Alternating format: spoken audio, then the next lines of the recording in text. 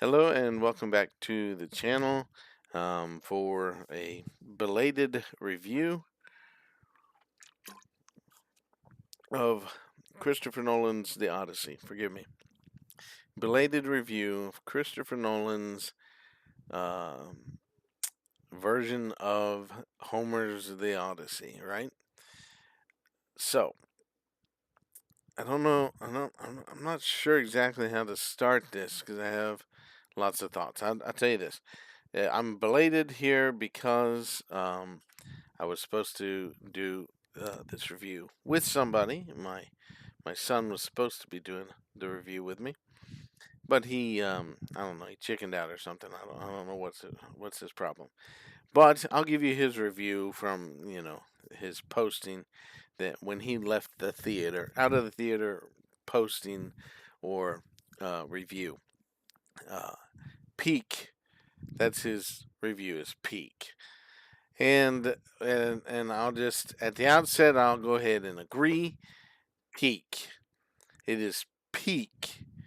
Now that's because you got to have a severe lack of oxygen, deprivation of oxygen, and brain cell damage in order to think that this movie is very good. So that's my initial thoughts, and I could probably leave it at that. But I do want to elaborate on it, and to do so, of course, gives you spoilers and everything else. So we're gonna go through it, and spoilers galore.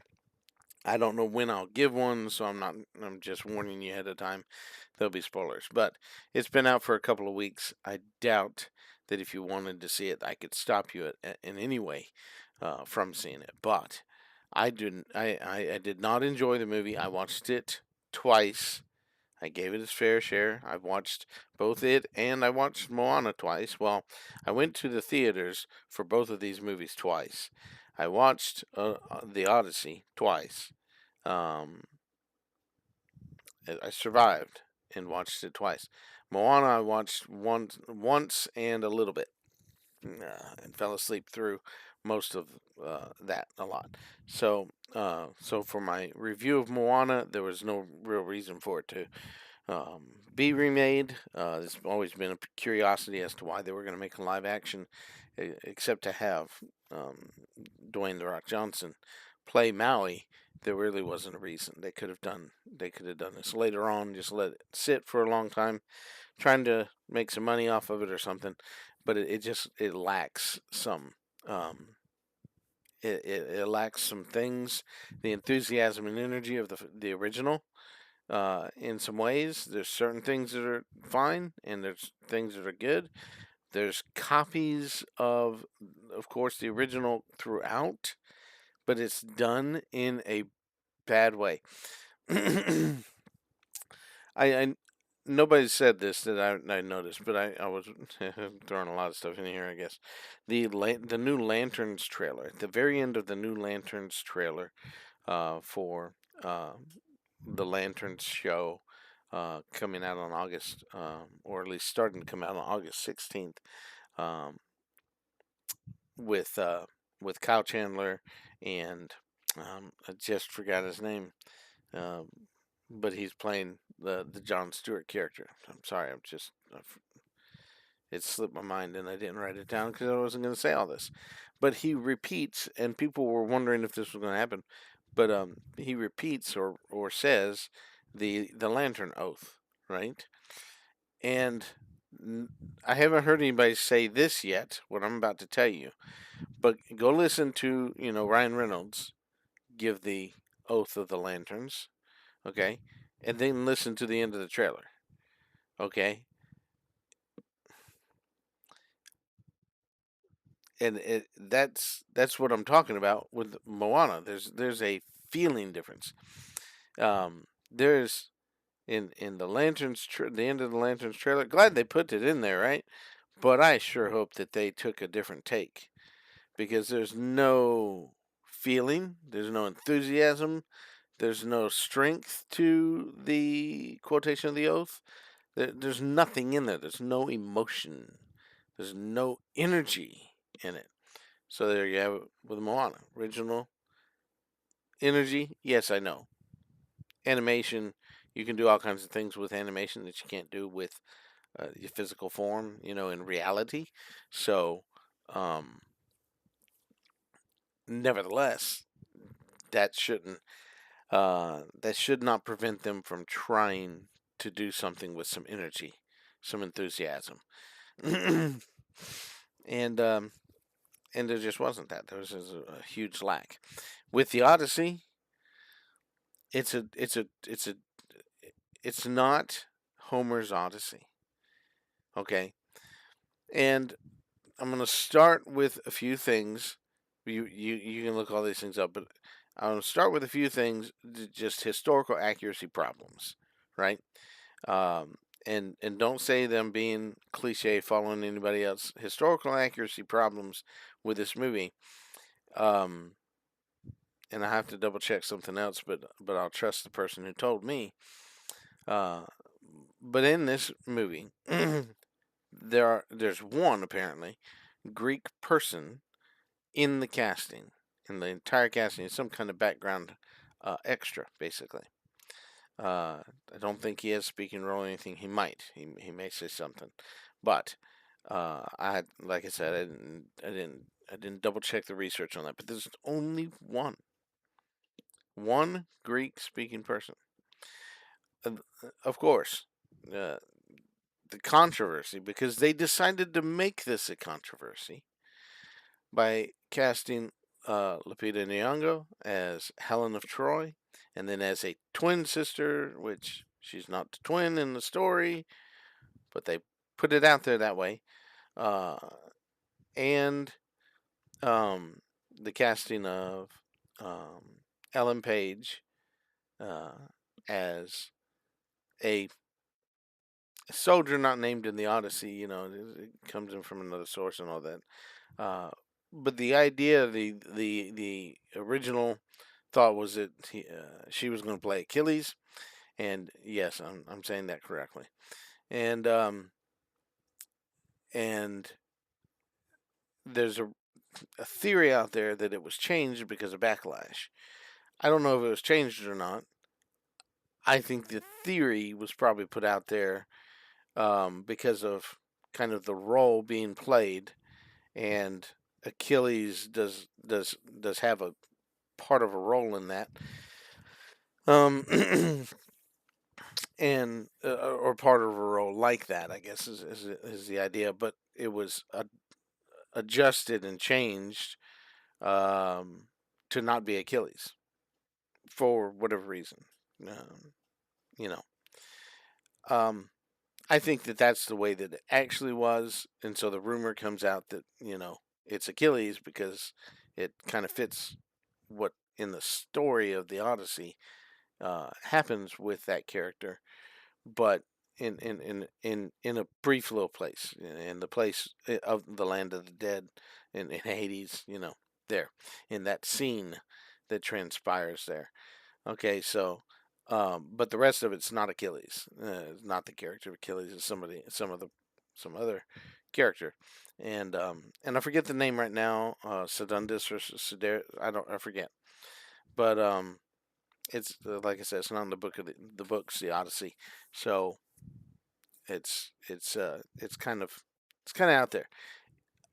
I don't necessarily have a problem with bringing in a character like that may fit the Trojan War, saga, because um, the you know the Iliad is not what's being adopted or adapted here, in trying to be told. It's the Odyssey, and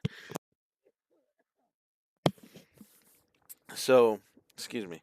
Yeah, but anyway, it's neither here nor there now. That's still a controversy. It's still the problem with that is the force that they put into that particular casting and character, and saying certain things about that character, and relating it to the casting is there's several ways that some people look at it, and it's kind of interesting to think about it a different way than what the filmmakers intended, because Nolan did not mean the other thing that's been said. So if you've listened to a whole bunch of other people, yeah, I'm not really going to tell you anything new. I'm not going to dwell on those things. I'm going to tell you that I have a problem with them, uh, and other inaccuracies in this thing, such as the boats. The boats are not, you know, um, that time frame. I'm going to just call them Greek. Okay, they're not Greek. They're uh, they're not of that history. They're not from Ithaca. That kind of thing. Uh, the armor, of course, um, all parts, all throughout the movie is just not correct. It's not historically correct. Could it be given a pass? It could. There's a certain sense in which all of this could have been given a big pass. I don't think that the Trojan horse is done right. I think that I think the way that it's done in the movie, built first, and then the way that they get it back into Troy, is all wrong. So uh, I, I think that anyway, uh, every rendition I've ever seen of that, by the way, and this is again not in the Odyssey. Just it's referred to in the Odyssey. It's not. It's not. This is from the um, the Iliad.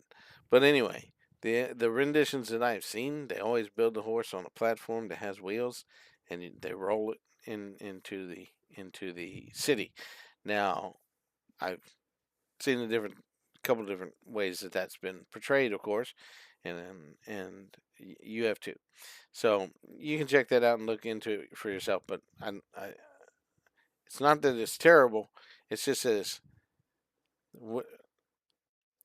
the horse itself is not necessarily terrible. It's like, okay, it's an interesting take on that. Uh, but the way that they get it back to the city, like, no, that just doesn't make any sense whatsoever to me. Um, so you can think about that for yourself, though. So the historical problems with it, uh,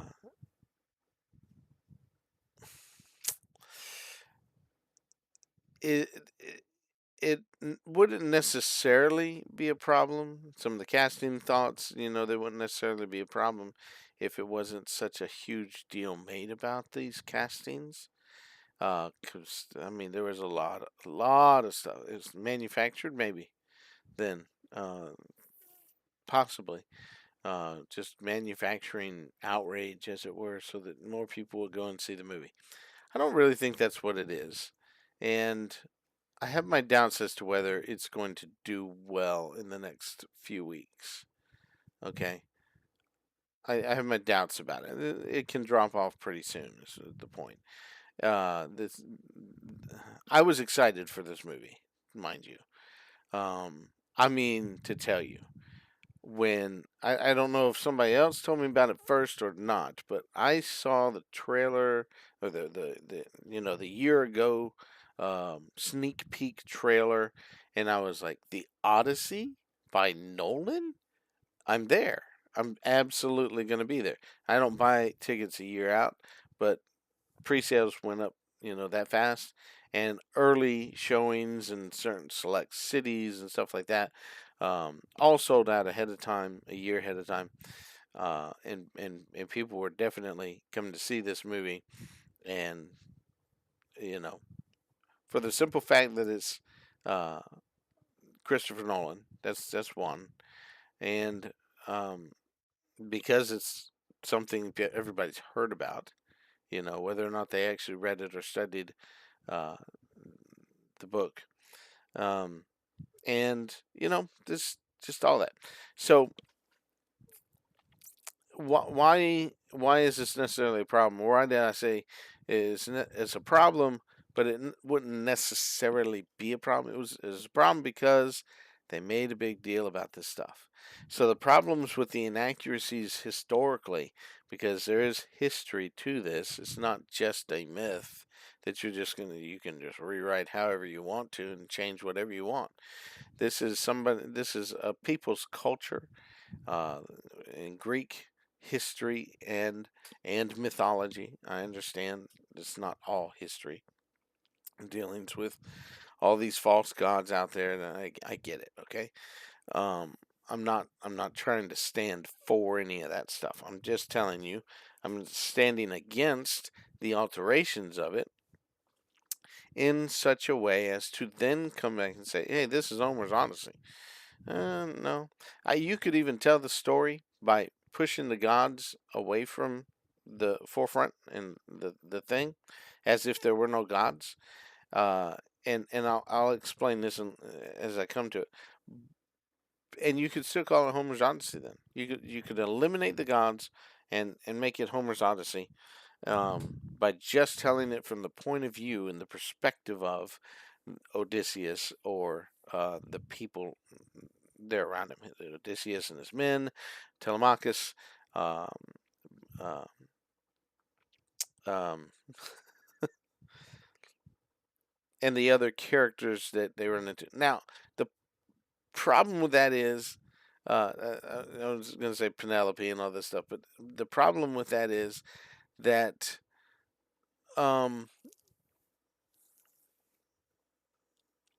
if you when you try to do that, there's a lot of interaction in the story with gods, and then you think about also the Cyclops. Okay, there would be a bit of difference, and then there's of course there's more stuff, but there's the Calypso, for example. You know, Calypso is I want to say one of the gods, or a goddess or something like that. Um, but not to dig too deep, or to jump too deep into that stuff. It also talks about different monsters, which would have to be explained better, you know, in a reality sense. This is what I'm talking about. Just getting it out of, um, the goddess and God's realm. You might be able to say like Circe is she's in mythology a goddess, a witch goddess.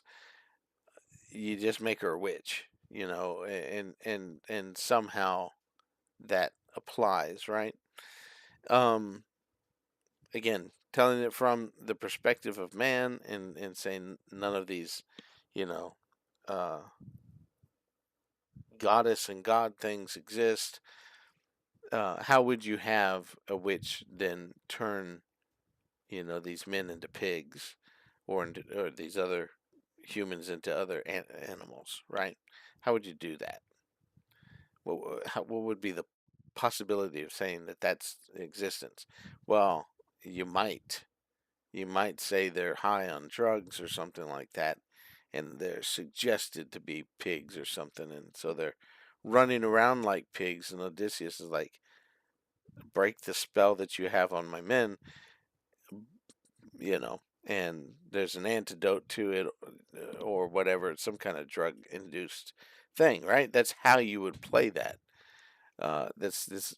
You wouldn't even have to say it that way. You would just imply that that's what's going on. Um, but you know, is that what they do here? So yeah, I'm kind of rambling a little bit and going back and forth about. So you could do the story that way, but you have to do it honestly. And this movie's all back and forth about all of that. It's all over the place with it. When he's talking to Calypso, there's several times that, um, when he starts talking to Calypso, it's just like, you're staying here with me. He's wanting to go home. He's finding things out on this beach, um, and stuff like that. It's just, but you know, there there's no Hermes that comes. But while they're talking at one point, and she's there's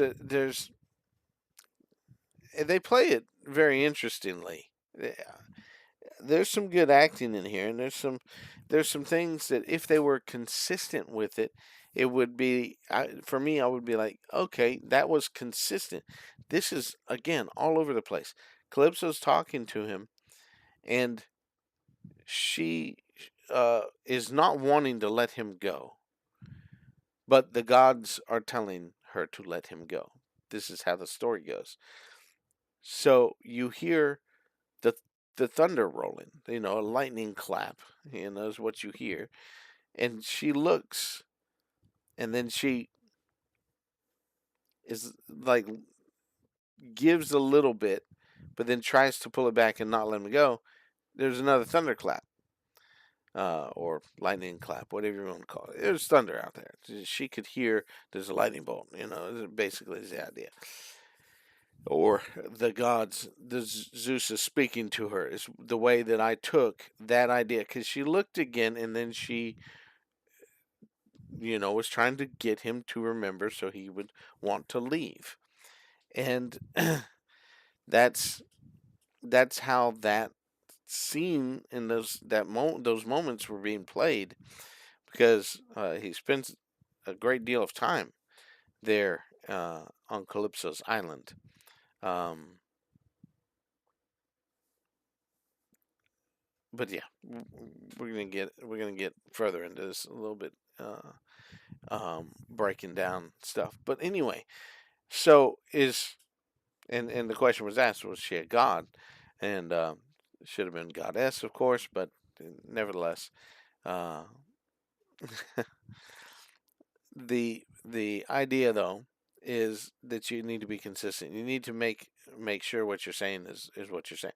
Athena wasn't Athena. You find out that she's this PTSD version uh, uh, of Odysseus's perception of of the goddess Athena. Um, but is she actually Athena in the time frames or not? Or is he just imagining her the entire time?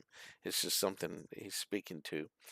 Um, and then the same thing. Poseidon is back and forth about the thing, as to whether or not Poseidon is this.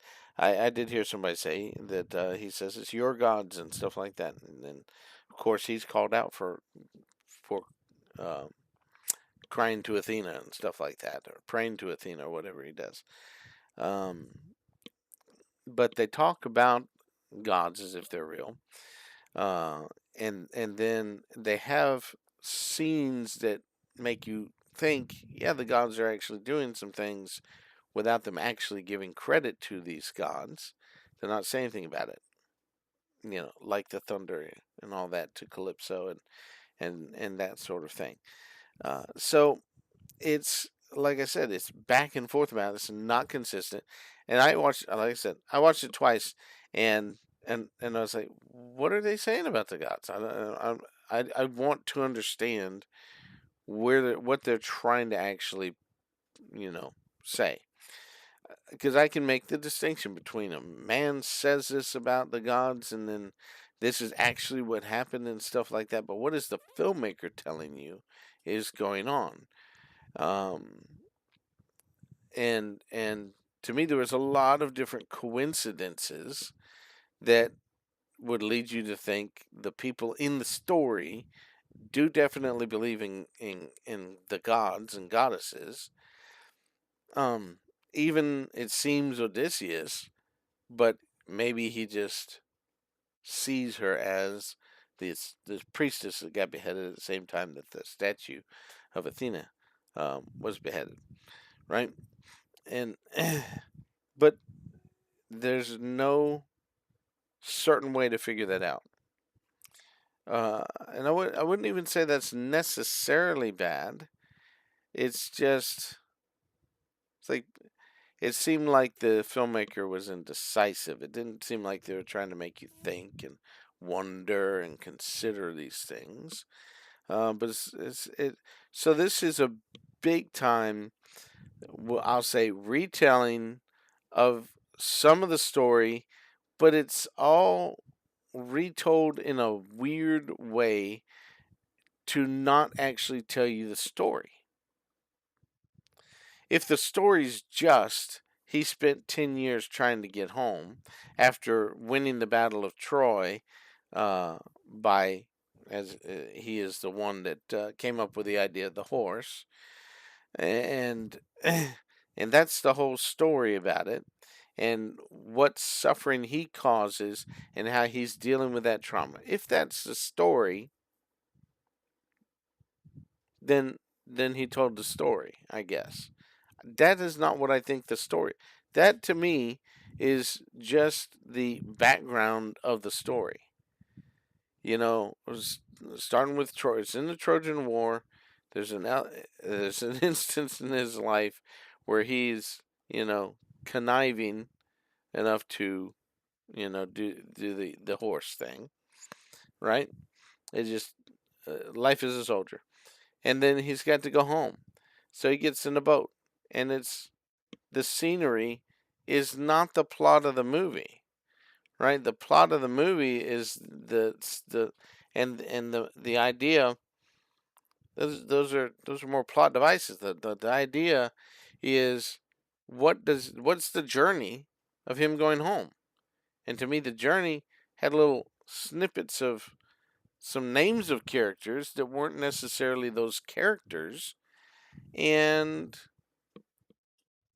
you know it's all about uh, uh, what is the meaning, and then compare that to the Odyssey.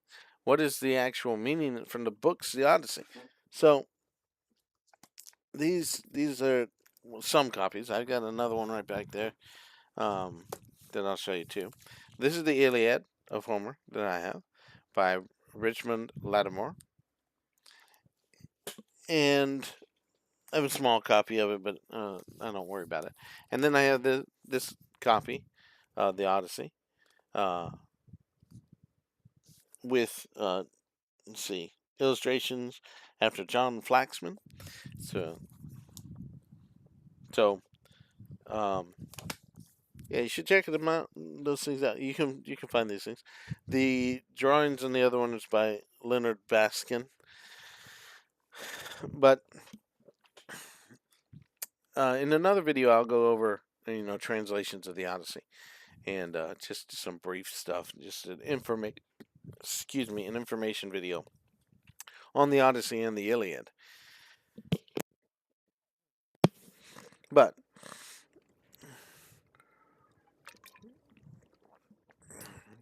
let me get through a little more of the whole idea of the bat. To me, the movie is fine. You could call it Christopher Nolan's Odyssey, the Odyssey, or whatever.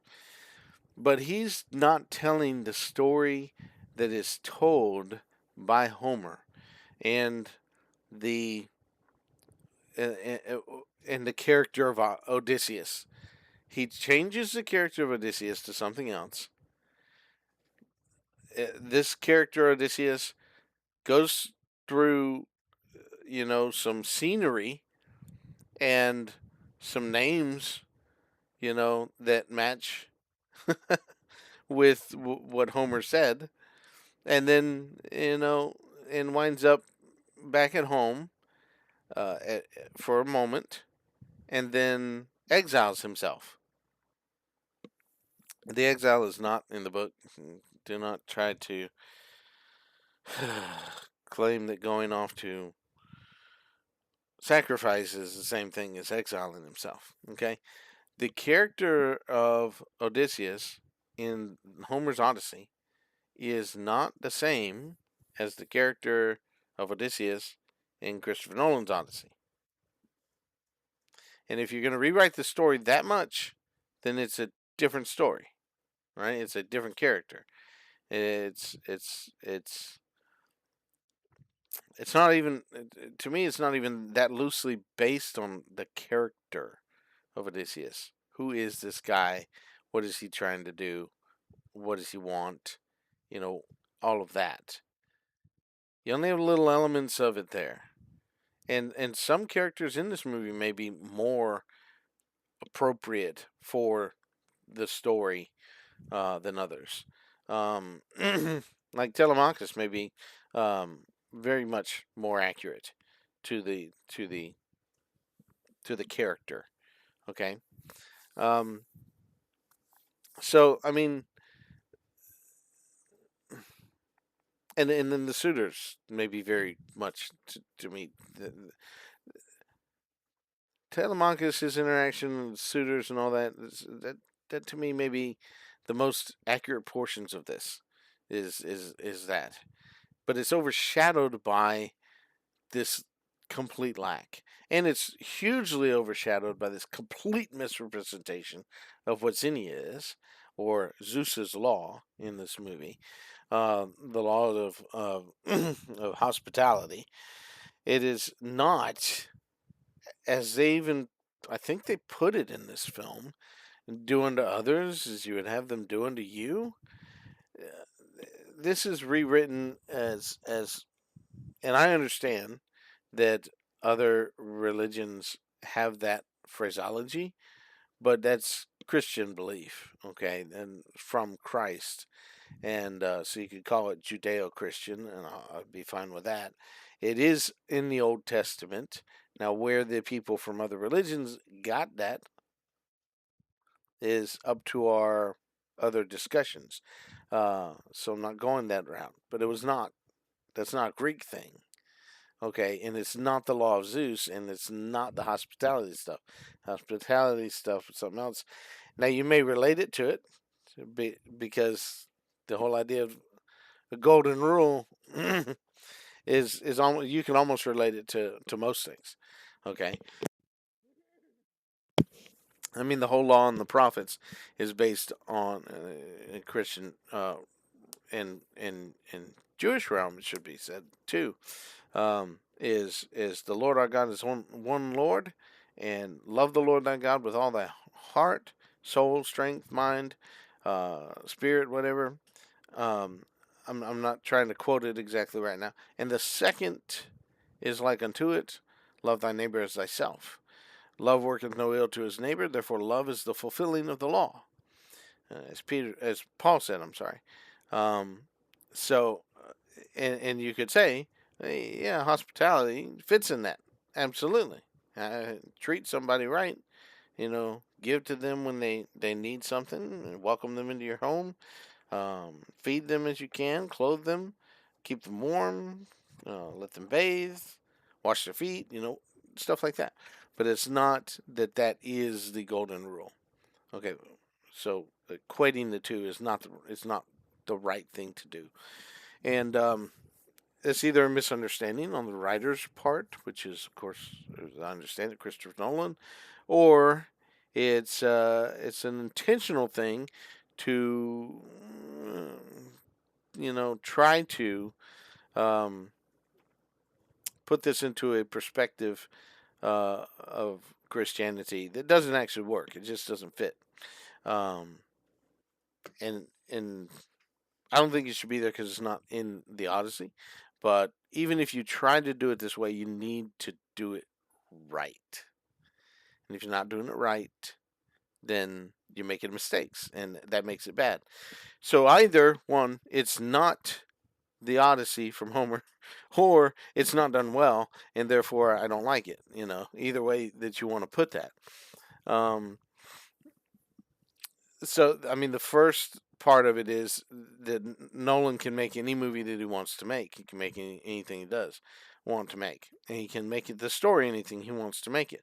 When he rewrites it so much that it's no longer Homer's Odyssey, then it should be at least acknowledged as such, and then it can be judged fully on the merits of whether or not it's a good movie in itself. So I think that the story is lacking in that, in one of those things that they seem to make a big deal about it. I think the story is lacking in some other things, as far as like Odysseus is accused of like lying to everybody, and and I don't think that's necessarily so.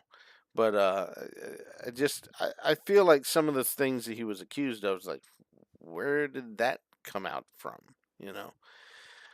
Um, and I want to get to some good parts of this too, but anyway, the going on from there, going on from there. Okay. Um, as far as the bad, it's trying to watch the movie and see what it is. The sound design, and I'm sorry, but I'm not a fan of Nolan's decisions about sound design in at least the last several movies. Didn't care for it much, I don't think, with Oppenheimer that I remember. There's an overwhelming sound, whether it's music or not.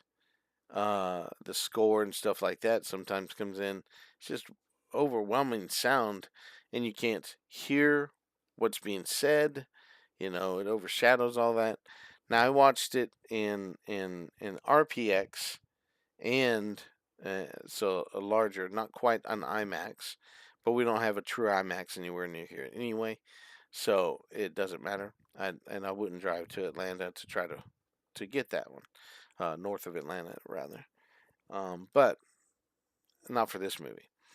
So regardless though of that, I saw it in RPX and I saw it just in a regular showing, a standard, and I could hear a little better. I understood it a little better in, but I was repeating viewing in the RPX, but I heard it a little better in the regular. The RPX, it was extra loud. It was, extra difficult in especially several scenes and stuff like that. I would need subtitles before next time I watch this movie, I'll have subtitles on, and maybe I'll catch something that I missed from not having the ability to read what was going on at the same time. But um, there's just so much that the writing is off by just what are you saying? Uh, One of the things toward the end was the claim we're the men from the sea, and the people from the sea. The people from the sea were supposedly coming in, and they were doing wrong things wherever they landed and everything like that. And so he says that they were the people from the sea at the very end of it. And I thought, are you? Surely you're not saying you're just equating and saying we're doing the same things wrong that these people from the sea are doing, or did he actually mean that they were the ones that were being reported because it was coming closer and closer to home or something? Because that's like theoretically what you get from it is that he meant literally they were the people being reported of, and he's finally home, but they were the ones that were being reported of him and his men. And I was just like, where would you come up with that in the first place? um uh I mean, surely not for the last 7 or 8 years you couldn't say that. But anyway, because he was on Calypso's island, he was doing nothing. So yeah, the whole time really would mess with you in this if you're not paying attention.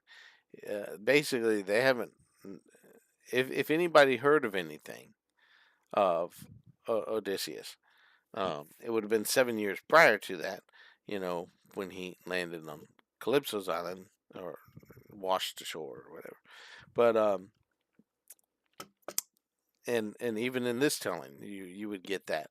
Now he has a stop off before he gets home from Calypso, so it takes him a little bit longer to get home. Number of weeks, but uh, you can look all that kind of stuff up too. But anyway, the in this story, of course, he's adrift on the raft, and he washes up on shore. You tell me what you think it should be, whatever it is. But he the story, um, with the time element, it would seem to imply that Telemachus goes off sometime in the first several years and is gone for the rest of that 7 years. And I'm not sure that that is accurate. Um,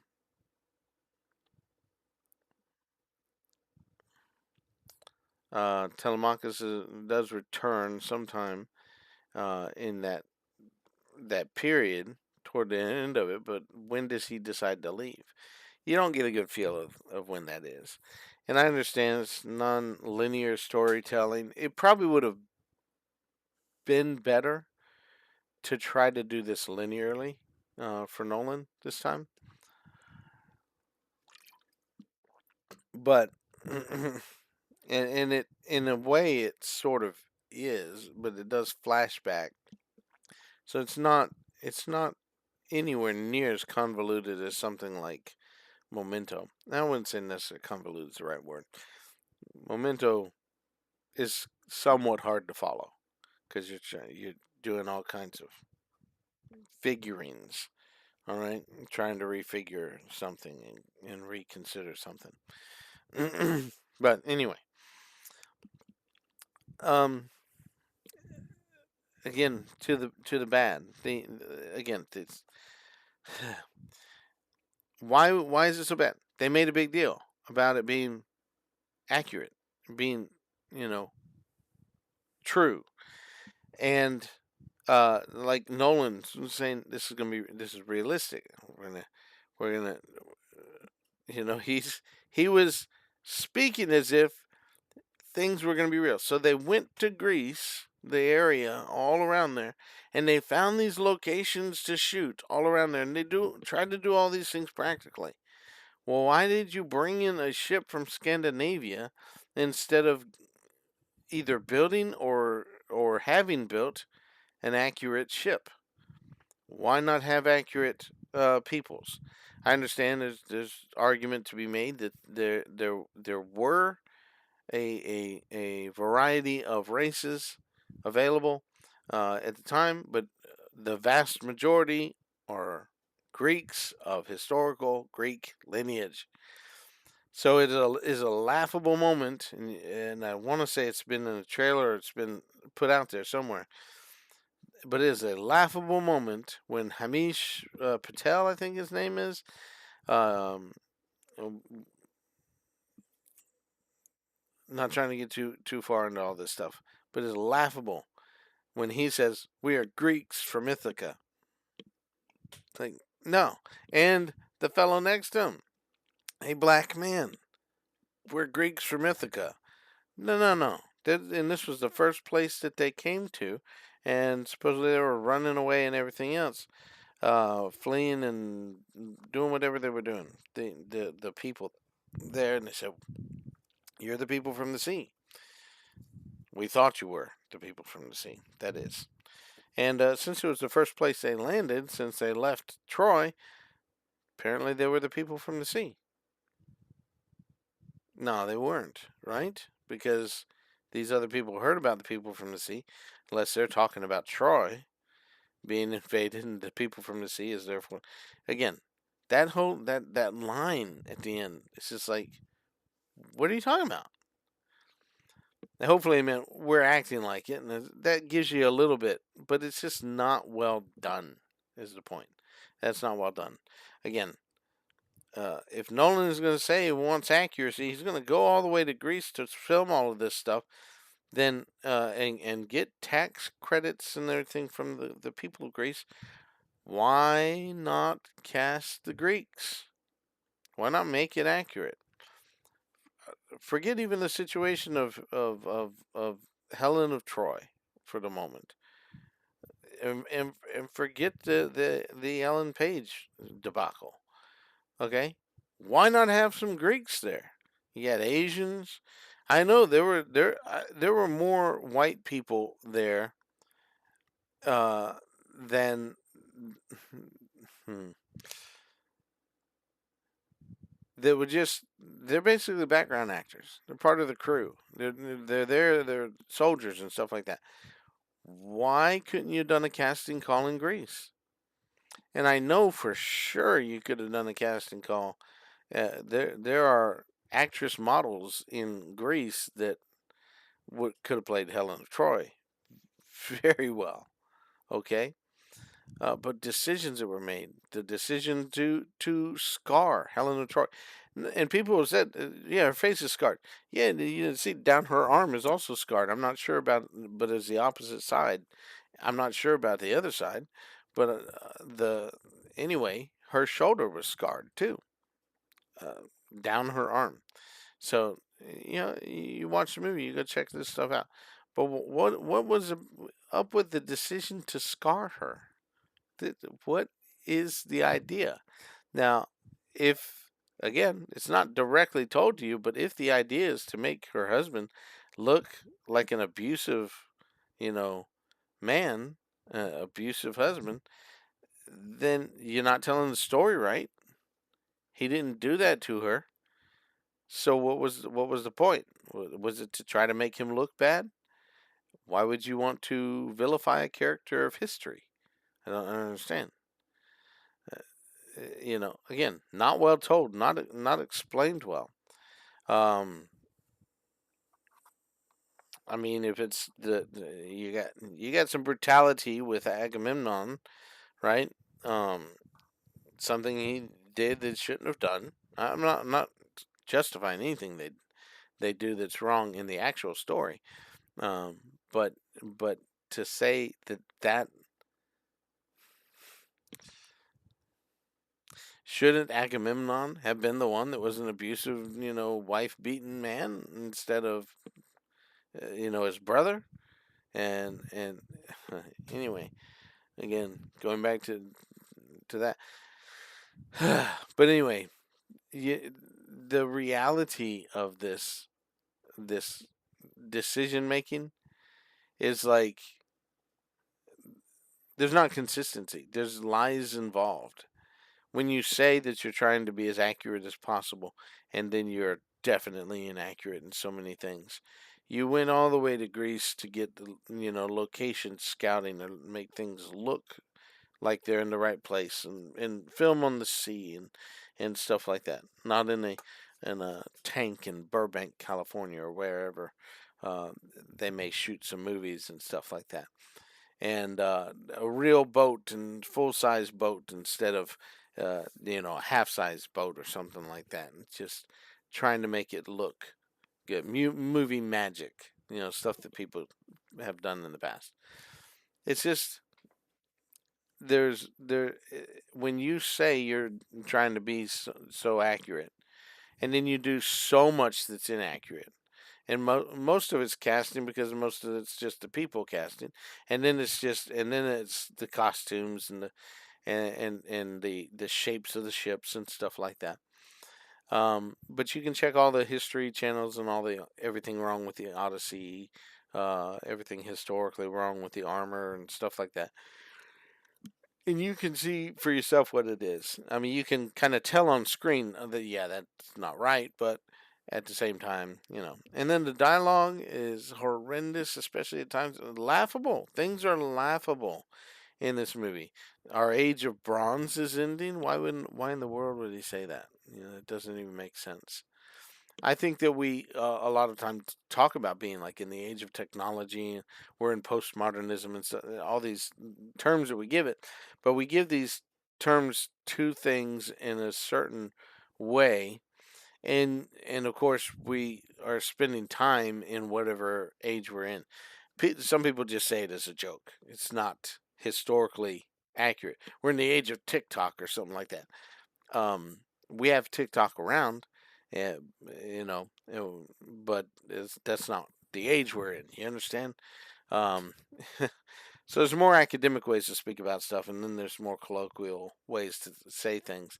But they wouldn't have said something like "Our age of bronze is ending." Um, and besides that, everything's right with the world when he is being exiled. In the way that I perceive the story of Nolan's Odyssey to be, is everything's great. He's doing well.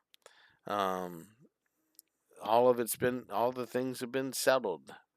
There's going to be a great King Telemachus and so forth, and they're heading out to to wherever the sun takes them. But there was no emotional hooks for me in the movie. And this is supposed to be like a sprawling, epic, beautiful, gorgeous. There's supposed to be shots. I mean, these are like Greek islands and stuff. I mean, go look some things up. Yes, yes, travel advertisements are out there, so that's what you're a lot of times going to see. But that's the way places look. Okay, there is a darkness that overshadows this essentially the whole film. There's parts of this movie that are dark so much that you can't tell much about what's going on. You can't see very much. In some ways, it's okay, but in some ways, it's not. Um, but the cinematography for this, I don't know who's praising it, but it doesn't make a lot of sense. All right, I have watched uh, Ulysses from Douglas. Watched it in Italian. Um, it was very interesting. I watched that. I watched Armand Asante. Armand Asante. I think that's what his name is. He is in Judge Dredd. If you don't know, Judge Dredd, not Dredd. Judge Dredd. With Sylvester Stallone. Armand Asante, I believe, is his name. Uh, but he's in the mini series. It's about 3 hours long. Watching it with commercials would make it go a lot longer. I know, but it's about 3 hours long, and I remember seeing that as being younger also. And just some shots, just shot along the ridge, shots here and there.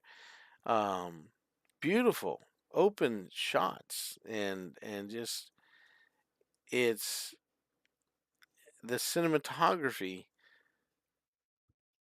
should have been emulated. This all, as another YouTuber said, and I thought, oh yeah, that's really what it is. It all feels really small, really small. Everything seems really, you're really close to this character. You're just inside the boat, and you're inside the boat, not looking out and seeing everything. It's too dark to see anything anyway, probably. But you're not.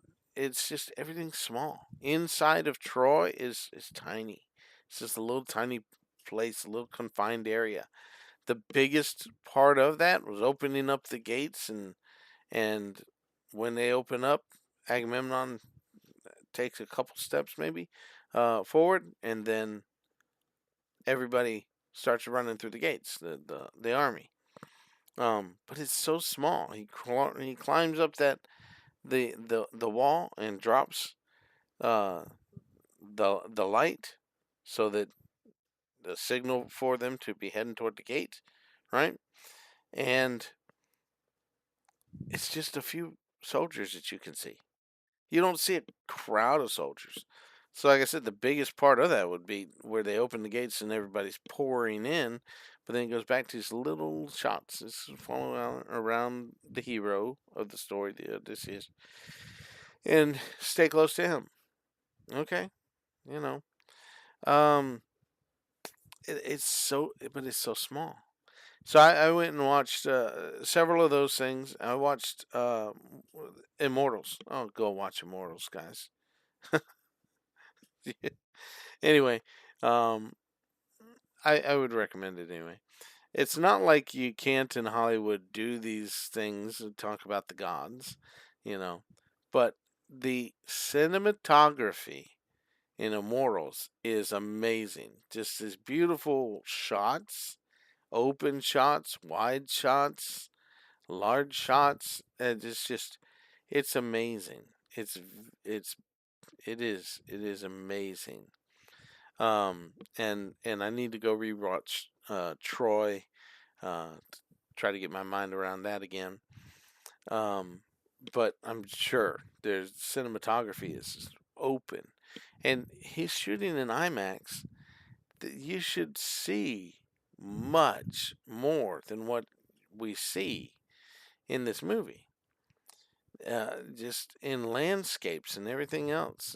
Again, shooting off the sides of the islands and all that. Everything, though, feels and seems so contained. And yes, it may be that it's because Nolan is very much against CGI. He uses it when he needs to, though. But I don't I don't remember. I don't watch a whole lot of his movies, but I don't remember his other movies feeling so small.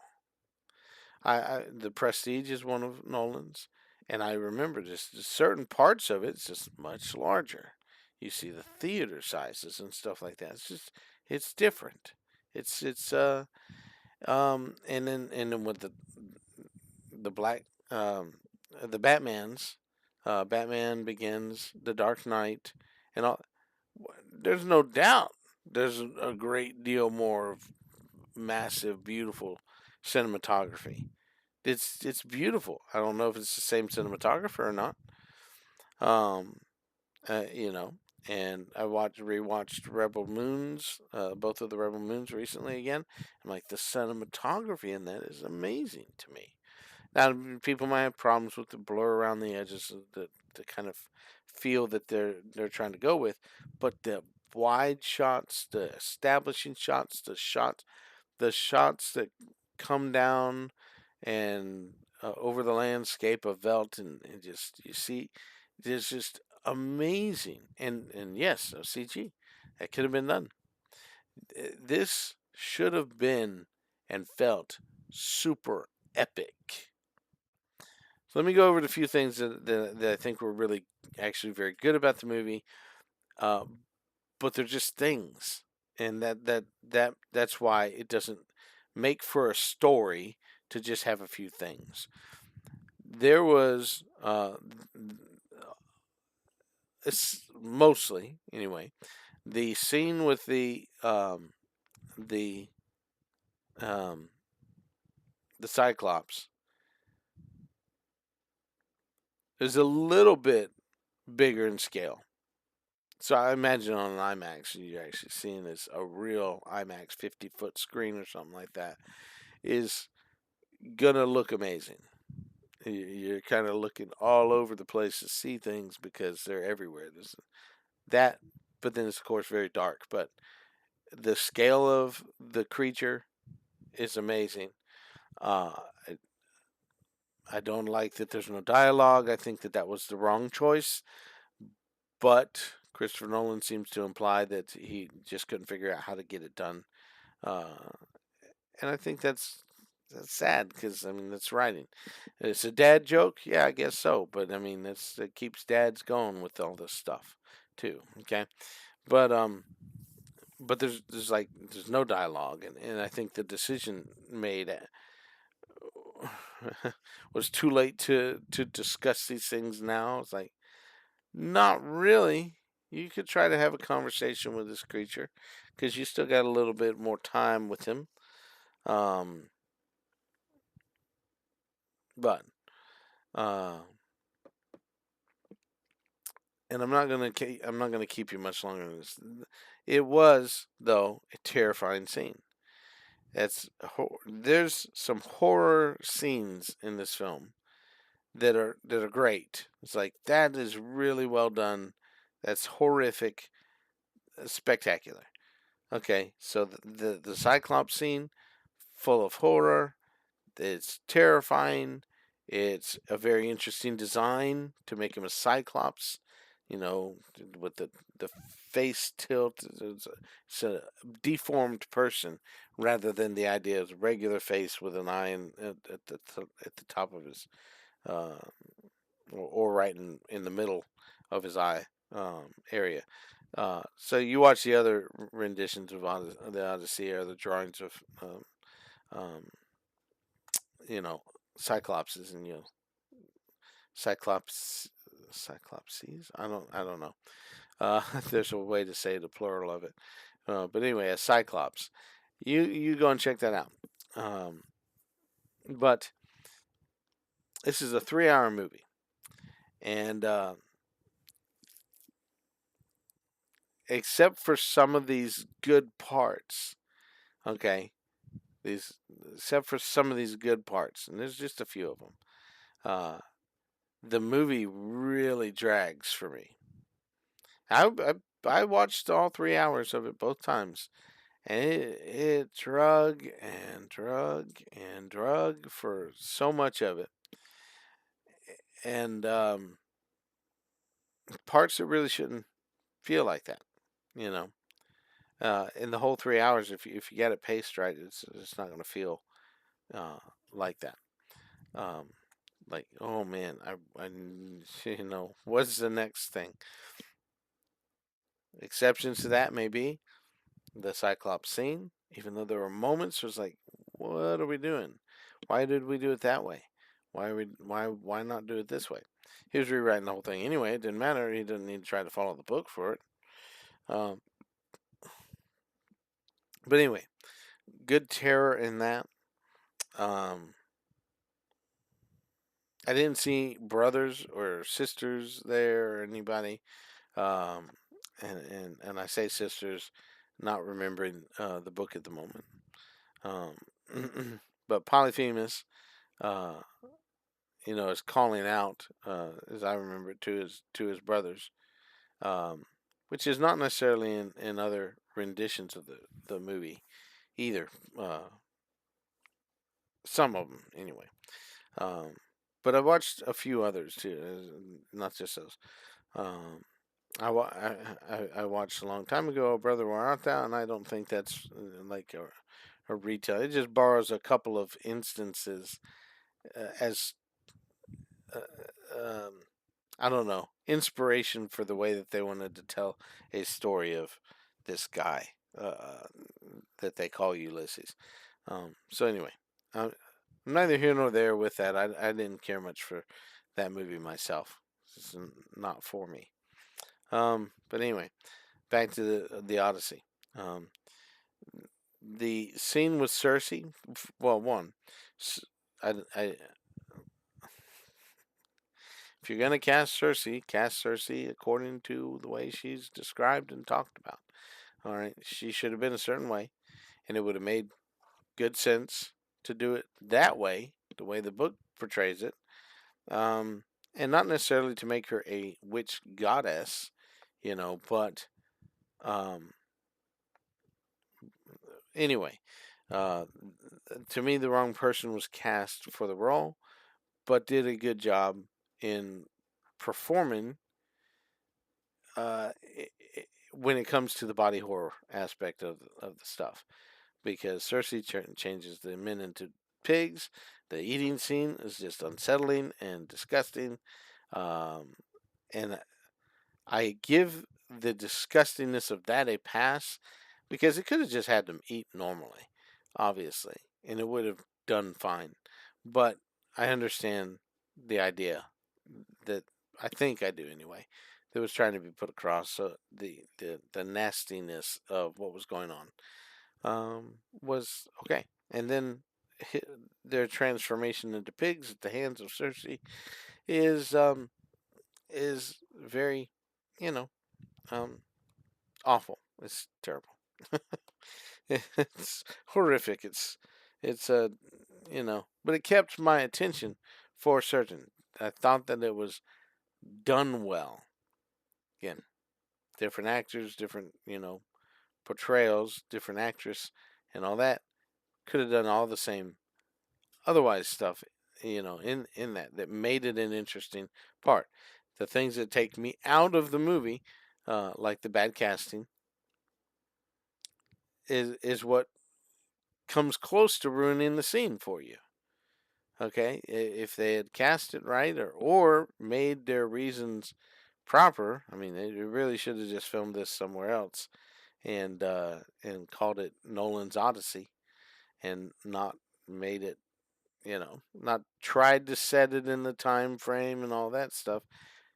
Just fix all that. It's a little bit different and put them somewhere else. Nevertheless, and I want to finish this up pretty soon. What else was good about it?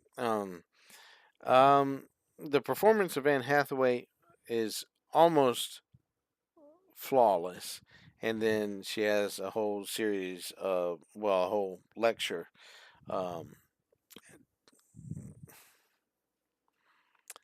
at the end, after she gets through with all this great things that she does in the film, and she has this like you know outburst, um, modern feminism outburst that just should not have been a part of the movie.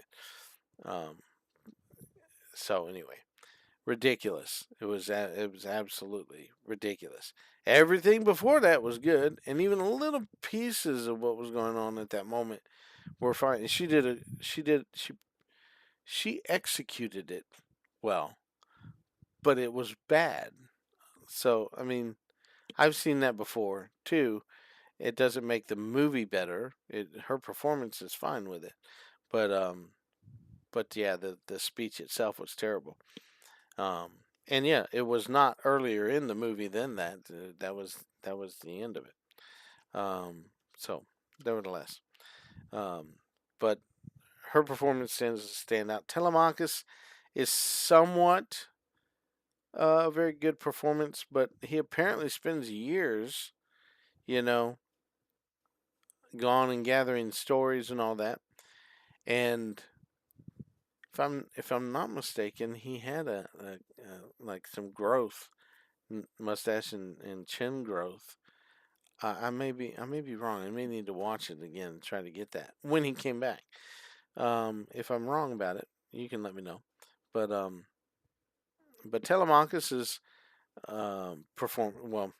Tom Holland's performance is Telemachus, his interaction with the suitors and stuff like that, and the suitors. I'll get into a little bit of nitpicking on it in a moment, but that part of the story I already said was one of the most accurate, therefore one of the better parts. It's one of the things I remember most about the Odyssey because it always baffled me. You know that theory and idea of them coming and and you know for 10 to 20 years, however long it's been. Um, but anyway, his journey is fine. It's good. His interaction with things, John Barenthal's character is good. I think John Barenthal does fine. He is who he is. He acts the way he acts. But the character portrayal for him in those other things, like I already said, with the disfigurement of Helen, uh, either he did it or he didn't, and the movie doesn't make it clear, and doesn't tell us why this happened. You know. Um, anyway, uh, the that's played fine. Um, but yeah, since it's part of Telemachus' story, I'm just kind of going into it now. But there's nothing that really jumps out and stands out to me about any of that. Nothing. And he has a good interaction, with um, Odysseus, of course, played by why did I just forget his name? Mm, Matt Damon. Sorry. I had to say the Bourne character to get it into my brain again. But anyway, his interactions with him is fine. John Leguizamo does an adequate. People say great. He does fantastic. I don't know. I could see John Leguizamo. It's not like he disappeared into the role. Um, he sounded like who he was, who he is. It's not like he became Greek, in my opinion. As far as his performance, and he does okay. I mean, he's fine. Uh, again, could any of a dozen Greek actors have pulled off what he pulled off? I think so. Absolutely, I think so. Um, any number of them. He does stand out a little more than previous actors in the role as far as performance wise. I will give him that. Go watch your other versions of um, the Odyssey, if you will. You got the Return that had Let me not get into the names and stuff. I already said these things, um, but I already mentioned the Odyssey and I think it's Ulysses with Kirk Douglas in it. Giving names. Um, but there's some other renditions. I'm not getting my brain written around um, these other ones. Um, but more or less, all right. You can check those out and see that the performance of that person. People consider it more of a side character. It's a little more upfront. He's a main thoroughfare, if you will. He starts off with Matt Damon and Odysseus, and well, I guess the earliest we know of him, not necessarily see him, but the earliest we actually know him is him picking up some dogs and chucking them down off a cliff, right? What a way to do things. That is not the same breed of dog as a pup till later on. If you want to prove to me otherwise, you go ahead and do that. I would love to hear it. But that is different breed of dog. Couldn't even get that right. It's interesting. But anyway, moving along. Um, so this coming to the scene, the home part when he comes home and he has his discussions and stuff like that with Telemachus and everybody, and he's inside the um, the hall with the suitors. Okay, and my nitpick about the suitors is the vast majority of them should be the age of Eminem, I forget his name.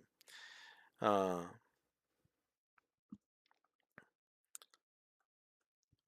the main guy that is played by Robert Pattinson, and he was having a lot of fun with this story. Um, but Antinous, something like that, I think is his name. And sorry, I'm wanting to put the movie out of my mind. I'm not really focusing on reading the books right now, and trying to get the story down again in my head. So he does really well in making a villainous person that you want to see dead. In other renditions of this film, and probably what it says in the book that I don't remember right now, is he was the very first one to get killed. Not in this movie, um, because his companion, I forget who is being played by right now, but a black man. And if you want to say that's accurate, that's fine. He was the right age for what I'm talking about. And Robert Pattinson's character was the right age because these were the people that did not go to war. Okay. And, but looking throughout all the suitors, it's like older, there's a bunch of older men, at least a dozen older men that would have been, their dad's age. Um, and in the book, of course, the idea of the suitors is not that they're the parents necessarily. Maybe it does go into more description and give you older stuff, um, but this because the parents of the suitors then want to fight Odysseus at the end of the actual book. Again, spoilers. If you haven't read the book, you should read the book. It is a few thousand years old, so I would recommend you read the book. Um, but I can't help it if I'm spoiling it for you. And I'll mention some things about the book, just a couple of things about the book at the end of this, and translations and stuff like that. But um, that scene is ultimately okay. It winds up being not as good as it could have been, and other people have said this too. It felt like it was going to be amazing, and and fantastic, and it sort of is going that direction. It, there's just a lack of payoff. But anyway, the uh, the the character Odysseus, of course, uh, the challenge comes out for the bending of the bow, stringing of the bow rather, and shooting an arrow through these axe heads. And the way that they set up the axe heads is interesting. Um, and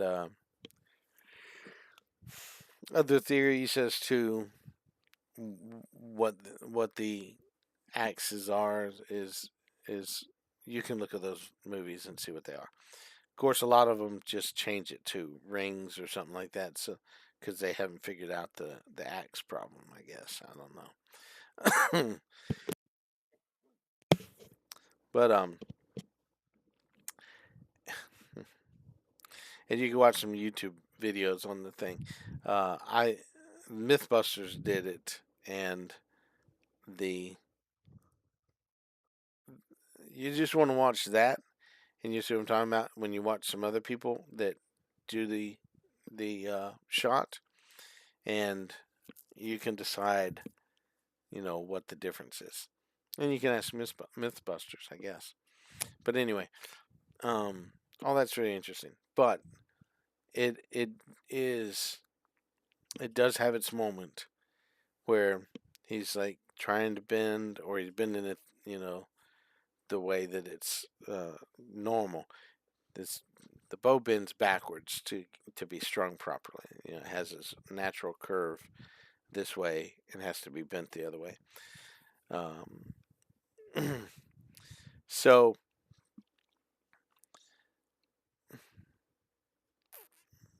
this being said, and I've been told there's inaccuracies with the bow. It looked cool to me.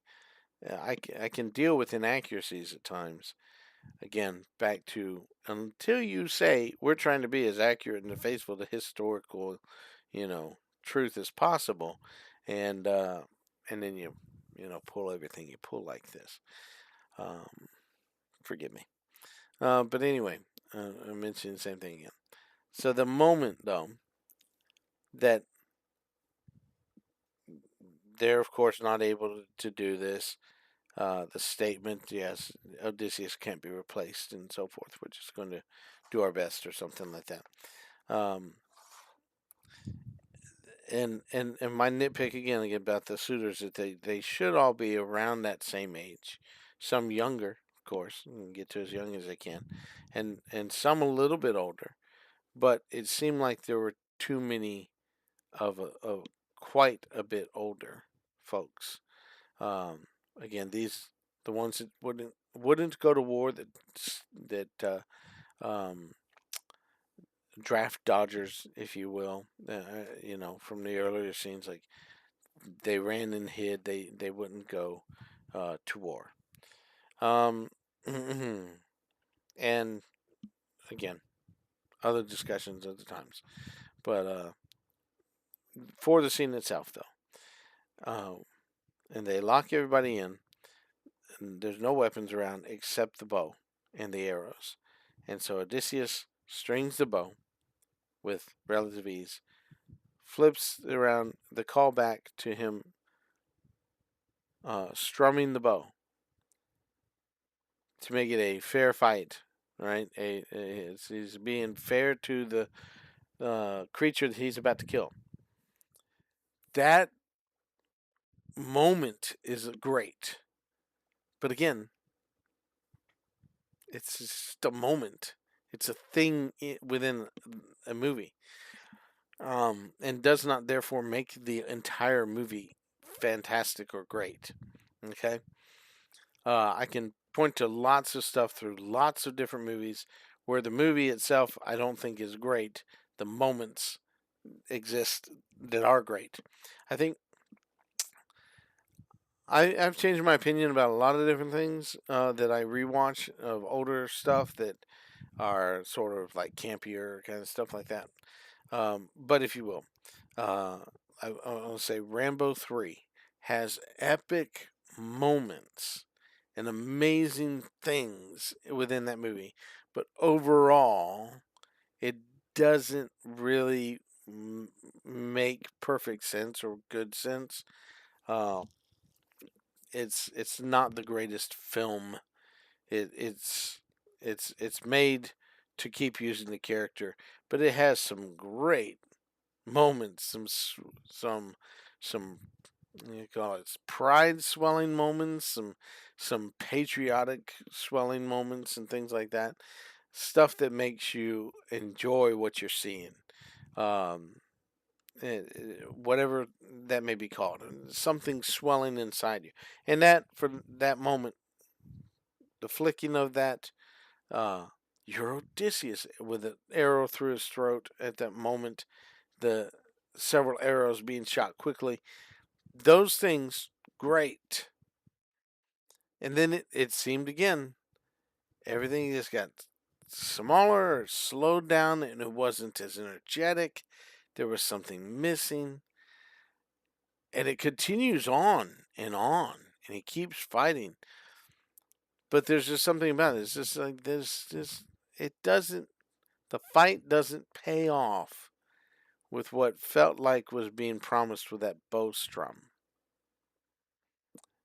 That's the way I feel about it. Other people have said something similar to that, and I was like, yeah, that's true. It's just, but it kept me interested. The fight is still okay.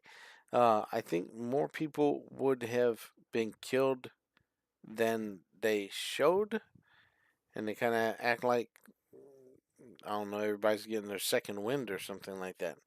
They're getting hit, and I'm not sure that they would have that second wind, if you will. And I don't know who got the bow and shot at Ulysses. He's got a couple of arrows in him, toward the end of it. Or did they just run up and stab him? Maybe that's what they did. But anyway, or some bows and arrows were thrown down. I missed some of that. But that scene, the fight scene upstairs, is all very well done overall. But there was something about it that just seemed like it lacked, you know. And I'm coming out of great enjoyment with John Wick and 1, 2, 3, and 4 and Ballerina and stuff like that. So, um, and some other things. Like I said, I watched 300 also. So Immortals 300 and Immortals, like I said, but 300, and you know this if you've seen 300 is and I'm not a big fan of 300, but huge or glorious maybe cinematography. It is amazing what they did with the cinematography there. Just fantastic. Um, just everything that was shot is just beautiful. I think that if Nolan had tasked Zack Snyder and trusted him with the special effects to create the world, just cinema, whatever you want to say, um, just creating the shots and creating the world with special effects to make it epic in scale. I think that would have been much better. I'd have forgiven a lot of other stuff and just said this visually it's amazing.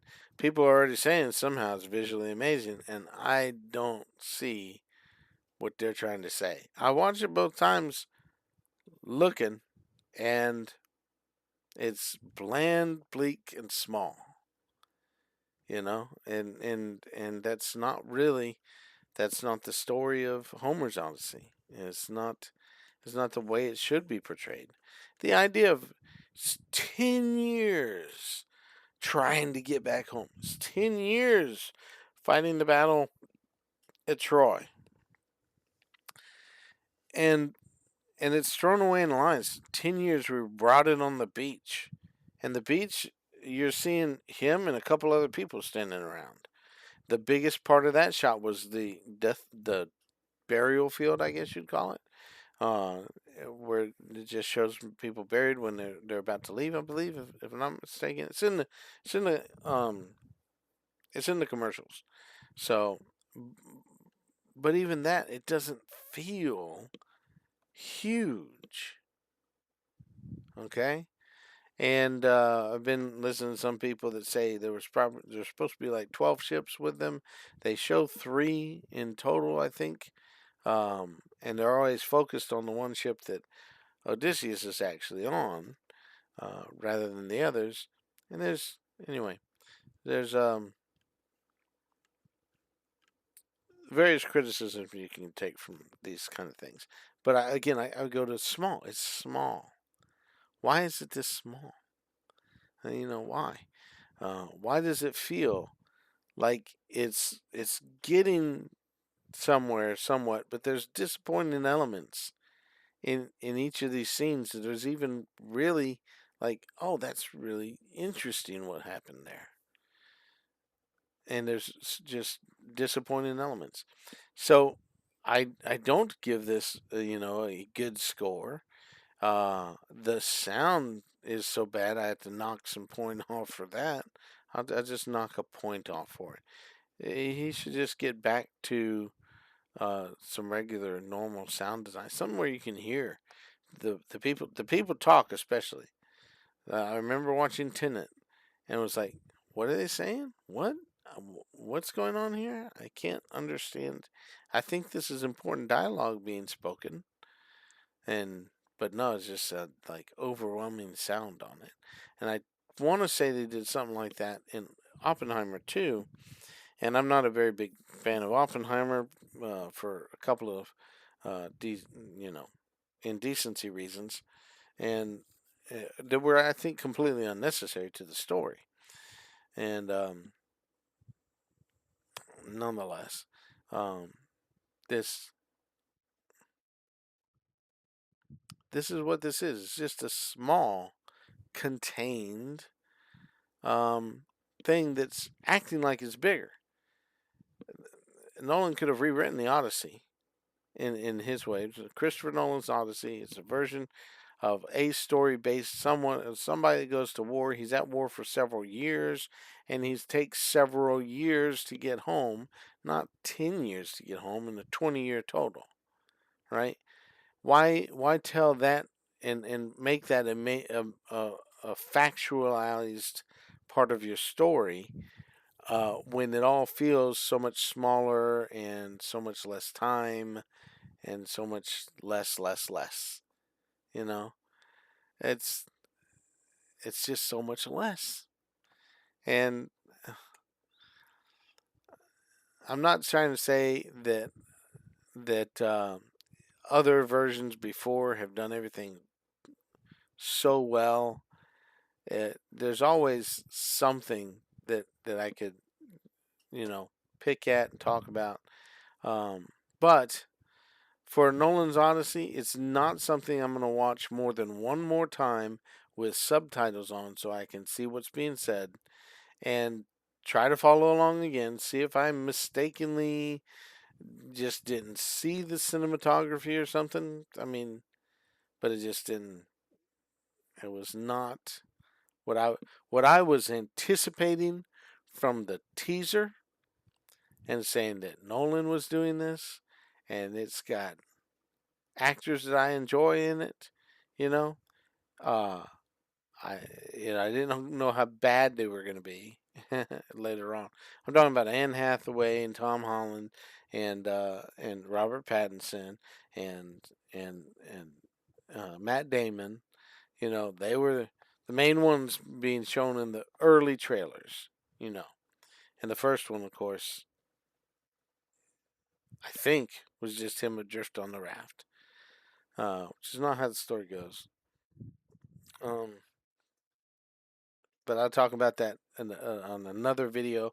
I am going to talk just a little bit about uh, uh, what I'm referring to. So, like I said, my version of the Odyssey that I have there, I actually have a copy of the T.E. Lawrence one.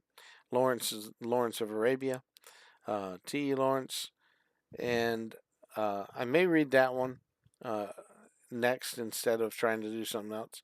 Samuel Butler, his version, his novelistic version, um, rather than poetic, you know,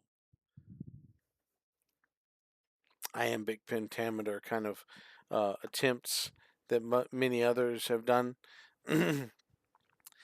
is is the most common one you'll find. You go on YouTube, you probably I think I found 20 versions, meaning different people reading his version. It's in the public domain. LibriVox has multiple recordings of Samuel Butler's translation. I gave my son a copy of Samuel Butler's translation, and and I'll send my daughter one too. I'm gonna try to. I may give her the T.E. Lawrence one as well. But anyway, people do say Robert Fitzgerald's version is very good. There is a version of that online under Alexander Skirby's um, uh, channel, YouTube channel. So you can look for that. Go to Alexander Skirby and then look up, the Odyssey, and he may have the Iliad on there too. But I'm fairly sure, from what I can understand, I don't have all copies of all things, but Robert Fitzgerald is that translation that he reads. So it's a little different at the beginning, and as far as I got, he reads it really well. There's just if he didn't read it himself and it's AI generated, they have done a very good job of creating an AI library for um, um, for Alexander McLaren, which I think is the case. But he may have read the Odyssey in his lifetime, Robert Fitzgerald's version. So that would be interesting to find out the facts of that. But whatever it is, he does a really good job of it. All right.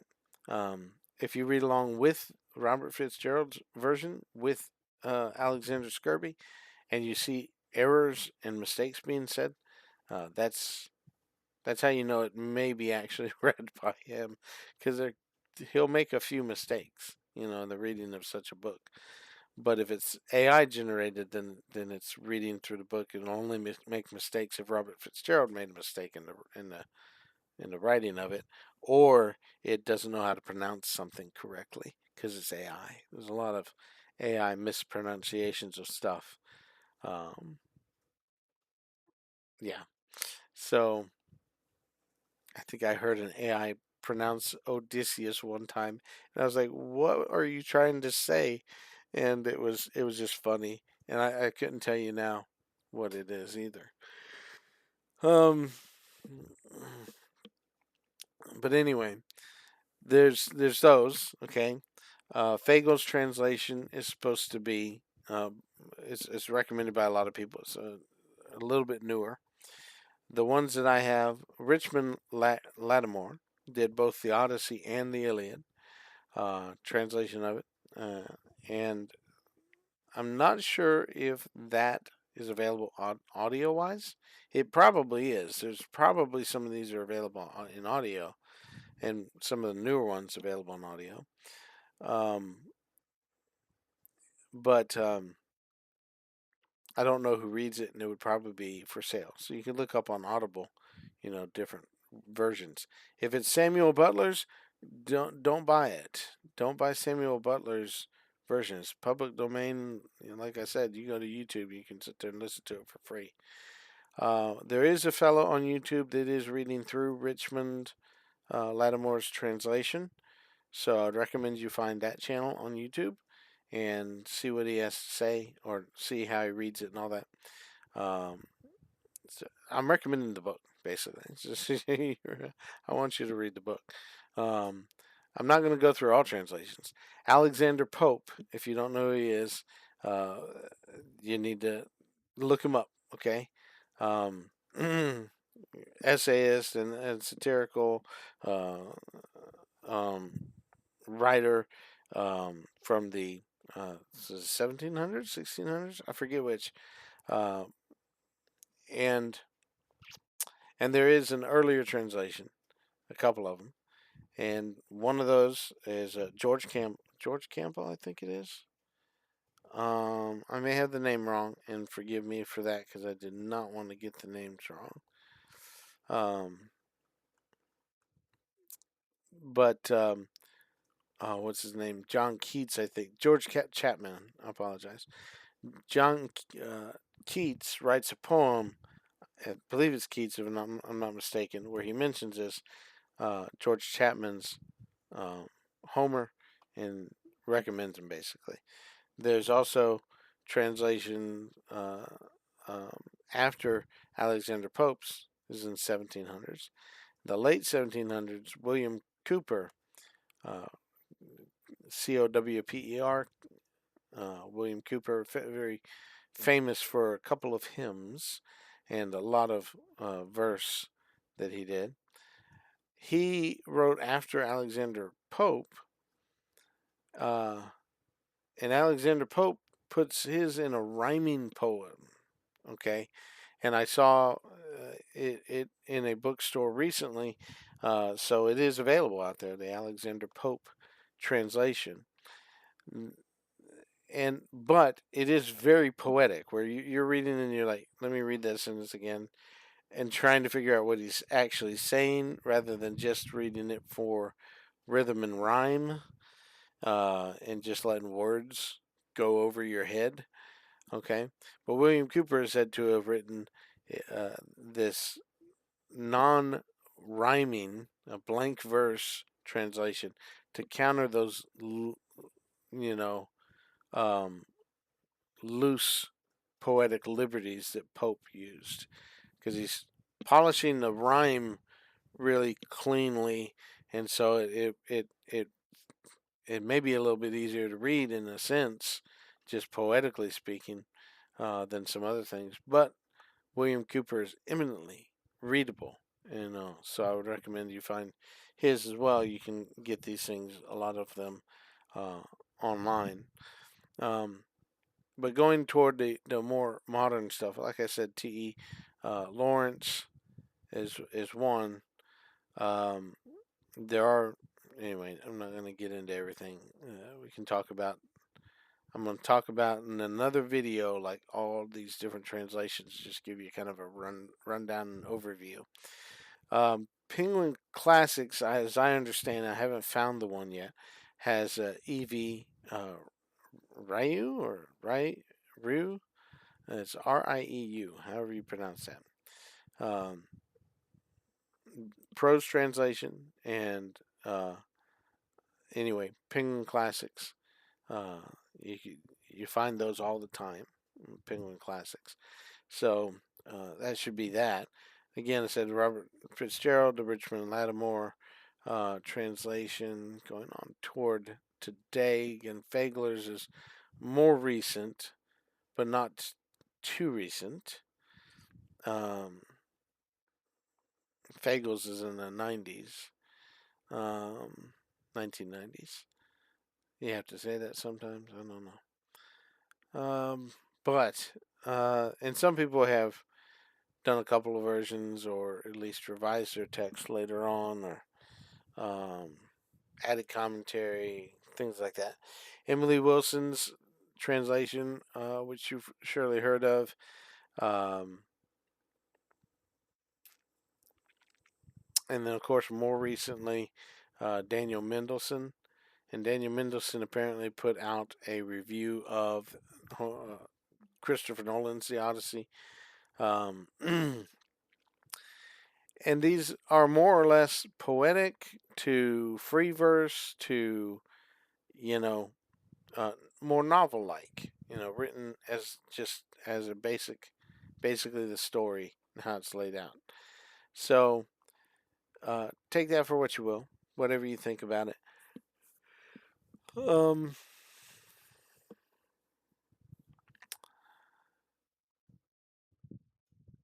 trying to think of, yeah, I'm not going to get into that right now. But my thought is just to read it, read something. Uh, Again, very popular. Fagles, Richard Lattimore's supposed to be very accurate, and right there with Homer. So if you do go to the Greek version, then you should be able to line up and find out where he gets everything from. Um, it's all the different translations will have something different about that in it, uh, and it's a matter of a lot of different choices. Oh.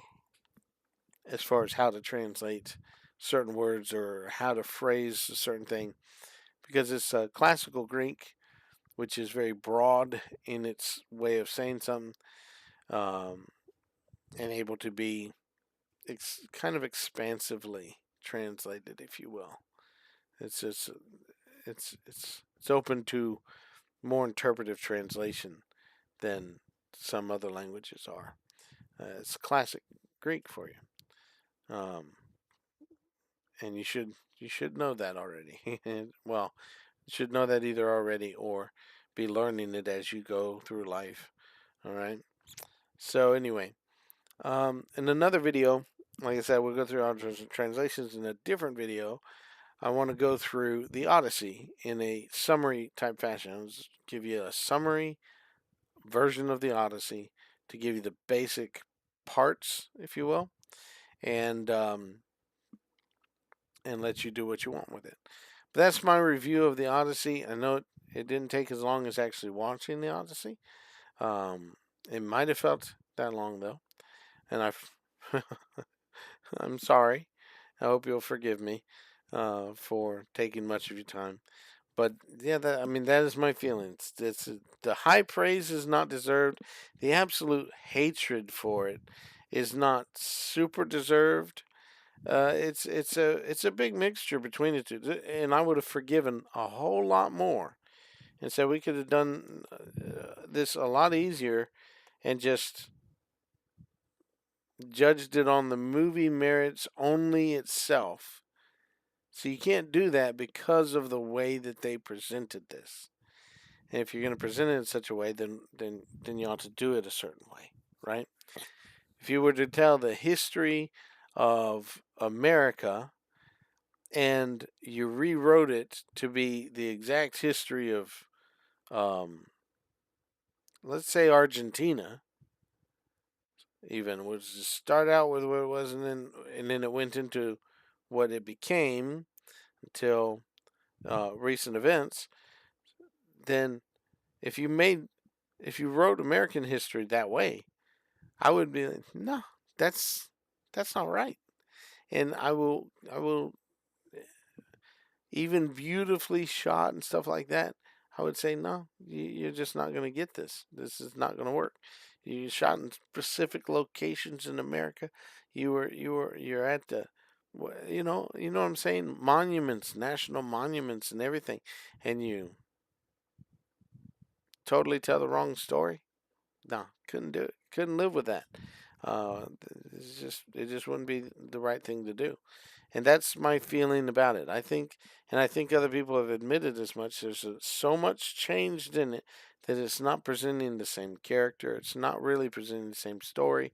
It has a few like beats. It has a few things drawn from the story, if you will. It's set in Greece and supposed to be set in the time frame, but it's not matching the uh, the intention of Homer.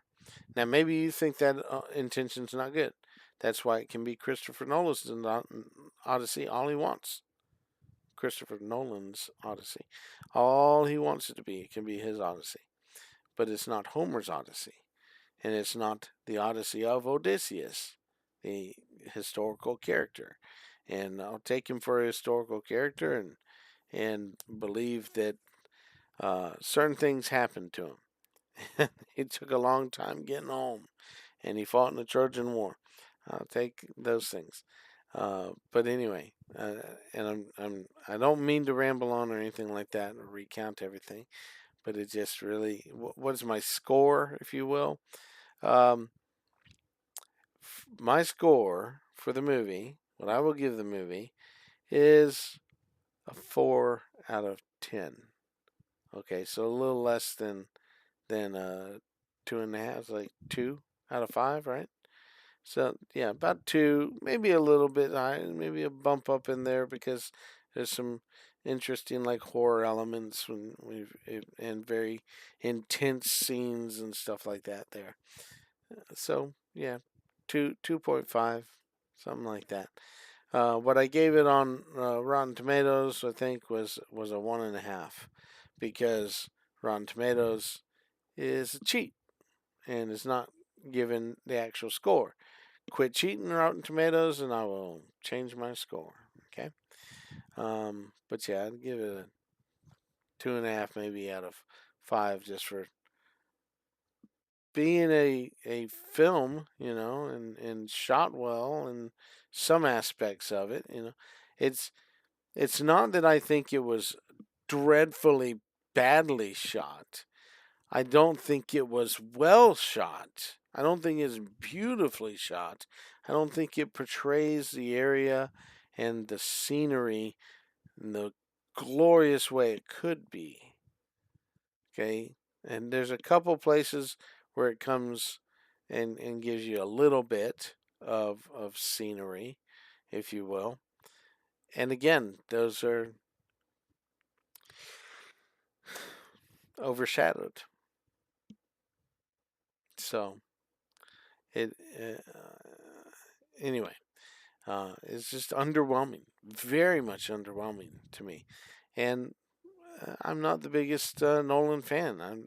There are a few movies of his that I enjoy, a few, and I'm not on the bandwagon for all the other things saying these are all wonderful. It's just,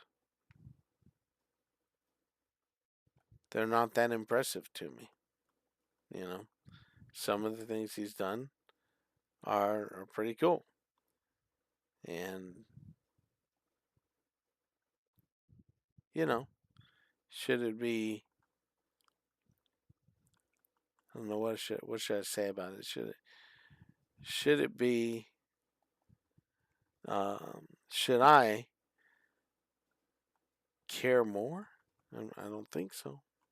He hasn't made me care, I guess is the point. And this movie did not turn it around where I'm like, oh yeah, now I gotta go. Now I may go and watch like The Prestige or something like that. That'd be pretty neat. But it's not amazing to me. Anything in his repertoire, um, hardly, I should say. Somebody's gonna say you said this. Yeah, this I like some of his films, and those are the ones that I'll revisit. I won't really revisit the Odyssey. Now, I will revisit the Odyssey in book form, and I will revisit the Odyssey on the big screen if Elon Musk and Mel Gibson get together like they said they would. Well, like Elon Musk promised he would do. And Mel Gibson takes him up on that and says, yeah, I'll make the Odyssey. Make it as accurate as we can. We'll speak Greek or whatever Mel Gibson decides to do with it. I think that would be epic.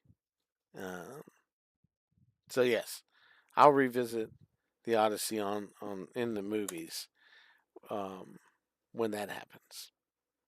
How about that? Would you like to see that? What do you think about the movie itself? Uh, like I said, it has no reason to be super hated by some people that super hate it. All of it in itself, as a movie by itself. Does that make sense? As far as the where it comes into the casting and accuracy and everything, um, that's more or less on whether or not you take seriously his Nolan's statements that he was going to be accurate, that he was, all the stuff he did in order to supposedly do that. You know what I'm saying? That would be um, the situation. Okay. Um,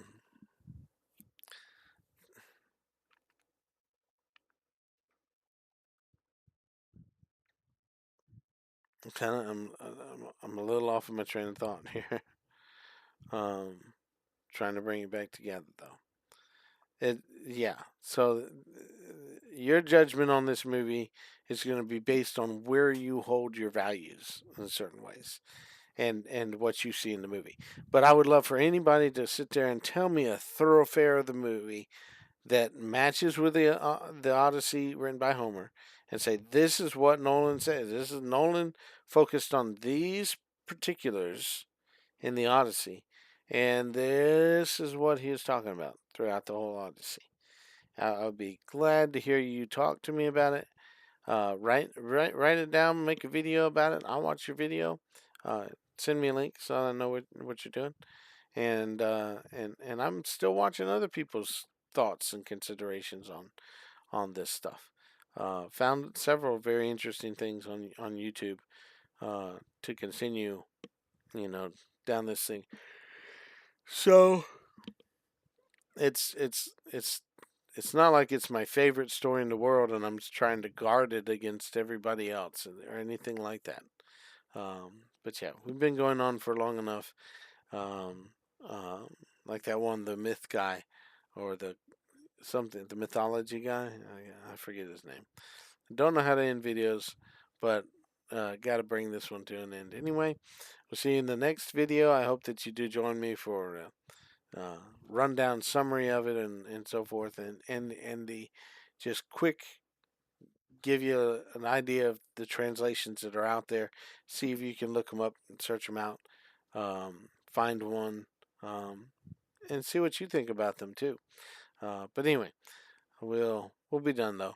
Um, yeah, and join me next video. I wish my son had been here. We would have had a little bit of fun talking about the movie in the first place, and I could have gone over some. It would probably been a little bit shorter because we'd been able to discuss it at a more rapid back and forth pace. But anyway, all right, ramble done. Bye.